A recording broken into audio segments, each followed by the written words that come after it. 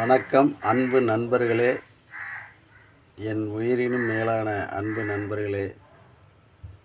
எல்லாருக்கும் தெரிந்தது ஒன்றுதான், எனக்கும் தெரிந்தது. இருந்தாலும் அதை பார்க்கும்போது நம்மளால் கண்ணீர் சிந்தாமல் இருக்க முடியாது. ஏன்னா இது வசனம் இல்லை, இது நாட்டில் நடக்கிற ஒவ்வொரு கொடுமையும். தயவு செஞ்சு எந்த ஒரு குழந்தையும் யாரை நம்பி அனுப்பாதீங்க. இன்றைக்கி நாட்டில் குழந்தைங்களுக்கு கொடுமைகள் அதிகமாக நடக்குது. ஹாஸ்டல்லையும் சரி, வெளியிலையும் சரி, தனியாக ஒரு குழந்தை மாட்டினா அவனை போட்டு பெண்டை எடுக்கிறாங்க. அடி, வேலை, குத்து. ஸோ அதேமாரி முக்கியமாக இன்னொன்று, ஒரு 17 வயசு வரைக்கும் 16 வயசு வரைக்கும் முடிஞ்ச வரைக்கும் செல்ஃபோனை கொடுக்காதீங்க. செல்ஃபோனுக்கு அடிமை ஆகிட்டா வாழ்க்கை தொலைஞ்சி போச்சுன்னு அர்த்தம். செல்ஃபோனுக்கு அடிமையாகிடக்கூடாது. அதுலேருந்து எல்லாத்துக்குமே அடிமையாகிடுவாங்க. அந்தளவுக்கு அந்த செல்லில் தப்பான வழிகள் நிறையா வருது, நல்ல வழிகள் வருது. நல்ல வழிகள்லாம் அவங்க மெச்சூரிட்டி ஆனவட்டி புரிஞ்சுக்கிட்டோம். செல்ஃபோனை குழந்தைங்க கிட்ட கொடுக்காதீங்க. ஏன்னா என் மனசில் அதை பார்க்கும்போதெல்லாம் ரொம்ப ஆதங்கமாக இருக்குது. ஏன்னா ஒரு புரிதல் வரங்காட்டியுமே அந்த செல்லை கொடுத்து குழந்தைங்கள கெடுத்து விடுறாங்க பெற்றவங்கள. அது எதுக்கு? செல்ஃபோன் யாரும் பக்கத்தில் இருந்து கொண்டாந்து கொடுக்குறதில்ல, அவங்க வீட்டில் இருக்கிறவங்கள அவங்க வாங்கி கொடுக்குறாங்க. அதை பார்த்து சில விஷயங்கள்லாம் இதுதான் உண்மைன்னு நினச்சிக்கிட்டு அதுங்கெல்லாம் ஏதோ பண்ணுதுங்க. வேண்டாம். இப்போ இன்றைக்கி எல்லா சோசியல் மீடியாவிலையும் வரதை பார்த்தா அதிகமாக குழந்தைங்களுக்கு கொடுமை நடக்குது, துன்புறுத்துகிறாங்க. ஹாஸ்டலுங்கிற பேரில் குழந்தைங்கள துன்புறுத்துகிறாங்க. வீடியோவில் நான் பார்த்தேன், எட்டி உதைக்கிறாங்க. குழந்தைக்கு என்ன தெரியும்? பார்க்க முடியல. ஒருவேளை சாப்பாடே சாப்பிட்லாம் கூட வீட்டிலேருந்து கஞ்சி கரைச்சி ஊற்றி கூட பள்ளிக்கூடத்துக்கு அனுப்புங்க.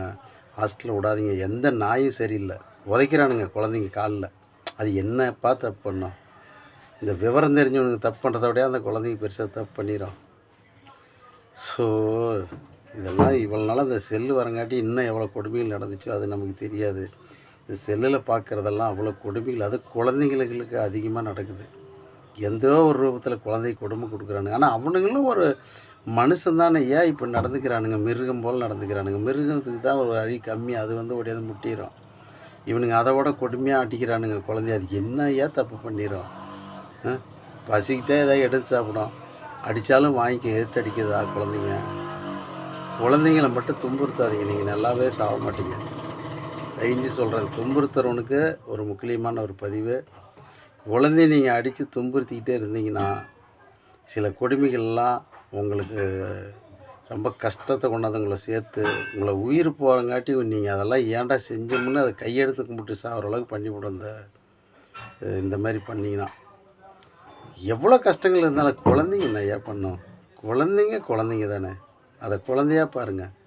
அது என்ன தப்பு பண்ணிடு பெருசாக? விவரம் தெரிஞ்ச பெரிய ஆளுங்க தப்பு பண்ணுறதோடையா சில மனிதர்கள் தப்பு பண்ணுறாங்களா? அதோடையா இந்த குழந்தைங்க தப்பு பண்ணிடுற? சொல்லுங்கள் பார்க்கலாம். பார்க்க முடியல, பார்த்தா மனசு அவ்வளோ கஷ்டமாக இருக்குது. வேண்டாம், குடும்பம் பண்ணாதீங்க. குழந்தைங்க என்ன மிஞ்சினா பசிக்கு ஏதாவது எடுத்து சாப்பிடும், அவ்வளோதான். இந்த பூமி யாருக்கும் சொந்தம் இல்லை, பிறக்கிறவனுக்கு அத்தனை பேருக்கு சொந்தம். அவன் கஷ்டப்பட்டு அவன் தகுதி தகுந்த வாழ்ந்துட்டு போகிறான். அதேமாதிரி பெற்றோர்கள் எவனை நம்பி விடாதீங்க, எந்த மயனை நம்பி விடாதீங்க. எவனுமே சரியில்லை. நீங்கள் உங்கள் குழந்தைய ஒரு 18 வயசு முடிஞ்சு உங்கள் கஷ்டத்தில் வச்சு வளர்த்தி அது நல்லதை சொல்லி புரிதலாக சொல்லி கொஞ்சம் அனுப்புங்க, வாங்க போங்க, உங்களுடைய கஷ்டத்தில் வச்சுருங்க. அதுக்கப்புறம் அவன் ஒரு 18, 20 ஆனால் அவனுக்கு புரியும், அவங்க வளர்ந்துக்குவாங்க, பேசிக்குவாங்க, மற்றவனை சமாளிக்கிற அளவுக்கு அவங்களுக்கு திறமை வந்துடும். அதுக்குள்ளே நடக்கிற குடும்பத்தான் இவ்வளோ இருக்குது. இந்த கொடுமையெல்லாம் எல்லாம் ஒரு 40-45 வருஷத்துக்கு முன்னே நாங்களாம் அனுபவித்தோம். அது ஏதோ எங்களுக்கு மறந்துருச்சு. இப்போ அதை விட அதிகமாக இருக்குது பார்க்கும்போது. அவனுங்களுக்கெல்லாம் கடுமையான சட்டத்தை போட்டு அவனுங்களெல்லாம் சரியான தண்டனை கொடுக்கணும். ஒருத்தன் தான் தண்டனையை பார்த்துட்டு இன்னொருத்தன் திருந்தனில்ல, 1000 பேர் அதை பார்த்து திருந்தணும். அந்த மாதிரி இருக்குது. இந்த ரொம்ப கொடுமை பண்ணுறானுங்க இந்த குழந்தைங்க. அந்த 5 வயசு 10 வயசு குழந்தைங்கள்லாம் அடிக்கிறது, உதைக்கிறது காலில். அவன் பிள்ளையை அவன் அதை செய்கிறானுங்க. அவன் பிள்ளையை கூட செய்கிறானுங்க. மிருகங்கள். அவனுக்கெல்லாம் 5-6 அறிவு கிடையாது. வணக்க நண்பர்களே, மனசுக்கு சரியில்லை இருந்தாலும் இந்த மாதிரி பதிவெல்லாம் பார்க்கும்போது செல்லே பார்க்கக்கூடாதுங்கிற மாதிரி தோணுது. ஏன்னா இதெல்லாம் பார்க்கும்போது நம்ம மனசு பதறுது இல்லையா? யார் குழந்தையா இருந்தானா, அது எந்த ஊர் குழந்தையா இருந்தான்னா, எந்த நாட்டு குழந்தையா நல்ல குழந்தை தானே. பெரிய ஆளே தப்பு பண்ணிவிட்டு அவன் நான் மன்னிச்சுக்கங்க, நான் அதை பண்ணிட்டு இதை பண்ணிட்டுன்னு போய் பேசுகிறான். குழந்தைங்க என்னய்யா பண்ணான்? கொஞ்சம் எல்லாம் கவனத்தோடு இருங்க. செஞ்ச தப்பை அனுபவிக்காத எவனும் செத்ததே கிடையாது. அவன் தப்பை அவன் உணர்ந்துட்டு தான் செத்துருக்கான் நான் பார்த்த வரைக்கும். கொஞ்சம் நல்லது செய்யாட்டி பரவாயில்ல, கெடுதல் செய்யாத இருங்க. ஏதோ கொஞ்சம் நல்லா சாகும் போதே நல்லா சாவீங்க.